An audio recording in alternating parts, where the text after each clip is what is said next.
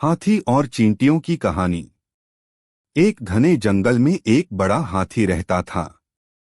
वह ताकतवर था और अक्सर अपनी ताकत का घमंड करता। जब भी जंगल के छोटे छोटे जानवर पानी पीने आते, हाथी उन्हें डराकर भगा देता। गर्मियों का दिन था। हाथी तालाब में नहा रहा था। वह पानी छिड़ककर मजे कर रहा था, लेकिन छोटे जानवरों को पानी पीने नहीं दे रहा था। पास ही एक चींटियों का बड़ा परिवार रहता था। जब चींटियां पानी पीने आईं, हाथी ने जोर से चिंघाड़ा और उन्हें भगा दिया। चींटियां दुखी होकर अपने घर लौट गईं। चींटियों ने सोचा, अगर हम सब मिलकर कोशिश करें तो इस बड़े हाथी को सबक सिखा सकते हैं। उन्होंने योजना बनाई। अगले दिन सैकड़ों चींटियां हाथी के शरीर पर चढ़ गईं। कुछ उसकी सूंड में घुस गईं, कुछ कानों में और कुछ पैरों पर काटने लगीं। हाथी दर्द से चिल्लाने लगा, अरे मुझे छोड़ दो, मैं अब कभी किसी को परेशान नहीं करूंगा।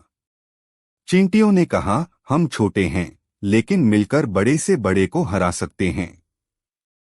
अब से सबको बराबरी से जीने दो। हाथी ने शर्मिंदा होकर वादा किया कि वह कभी किसी को परेशान नहीं करेगा। सीख, घमंड और ताकत से दूसरों को सताना गलत है। छोटे और कमजोर दिखने वाले भी एकता से बड़े। खरगोश। बहुत समय पहले एक बड़े जंगल में एक ताकतवर शेर रहता था। वह रोज कई जानवरों का शिकार करता और उन्हें खा जाता। जंगल के सारे जानवर डर के साए में जी रहे थे। जानवरों की सभा। एक दिन सब जानवर इकट्ठा हुए और बोले, अगर हम रोज एक जानवर शेर को भेज देंगे तो वह बाकी सबको नहीं मारेगा। शेर ने इस प्रस्ताव को मान लिया। खरगोश की बारी। कुछ दिनों तक यह चलता रहा। फिर एक दिन एक छोटा खरगोश की बारी आई। खरगोश बहुत चालाक था। उसने सोचा, अगर मैं अपनी बुद्धि का इस्तेमाल करूं तो पूरे जंगल को इस शेर से बचा सकता हूं। देर से पहुंचना। खरगोश जानबूझकर देर से शेर की गुफा पहुंचा। शेर गुस्से से दहाड़ा, इतनी देर क्यों हुई? मैं अभी तुम्हें खा जाऊंगा। खरगोश शांत स्वर में बोला, महाराज, रास्ते में एक और शेर मिला। उसने कहा कि वही असली राजा है, इसलिए मुझे देर हो गई। कुएं का जाल। शेर आगब बूला हो गया। क्या? दूसरा शेर?